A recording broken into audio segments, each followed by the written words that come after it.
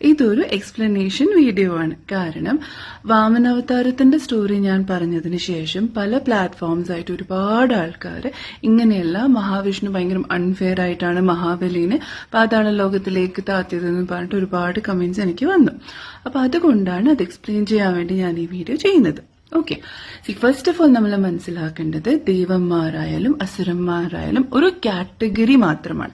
മനുഷ്യന്മാരിലും നല്ലതും മോശം ആൾക്കാരുണ്ടാവില്ലേ, അതുപോലെ തന്നെ ദേവന്മാരിലും നല്ലതും മോശം ആൾക്കാരുണ്ടാവും, അസുരന്മാരിലും അതുപോലെ തന്നെ.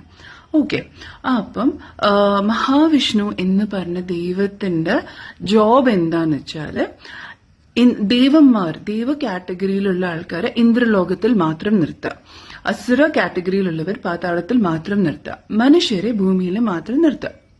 അപ്പൊ മഹാബലി ഇന്ദ്രലോകത്തിൽ വന്നു എന്ന് ഞാൻ എങ്ങനെ പ്രൂവ് ചെയ്യേണ്ടെന്ന് എനിക്കറിയില്ല. പക്ഷേ നമ്മള് മനുഷ്യന്മാർ മഹാബലിനെ നമ്മളുടെ രാജാവായി കാണണമെങ്കിൽ അസുര രാജാവായിട്ടുള്ള മഹാബലി ഭൂമിയിൽ വന്നിനെന്നല്ലേ അർത്ഥം? അത് പാടില്ല. അസുരന്മാര് പാതാള ലോകത്തിൽ മാത്രമേ പാടുള്ളൂ. അതിന് കാരണം മഹാബലി നല്ലതായിരിക്കും, ചിലപ്പോൾ മഹാബലിയുടെ നെക്സ്റ്റ് ജനറേഷൻ നല്ലതല്ലെങ്കിൽ സർവൈവൽ റേറ്റ് വളരെ കുറവുള്ള മനുഷ്യന്മാർ ബാക്കി ഉണ്ടാവില്ല. അതാണ് കാരണം. അതിനു വേണ്ടിയിട്ടാണ് വാമനാവതാരം എടുത്തിട്ട് മഹാവിഷ്ണു മഹാബലിനെ പാതാള ലോകത്തിലേക്ക് താത്തിയത്. ഒരു ടീച്ചർ കുട്ടികൾ അതിന്റെ സ്ഥാനത്തിരുത്തുന്ന പോലെ.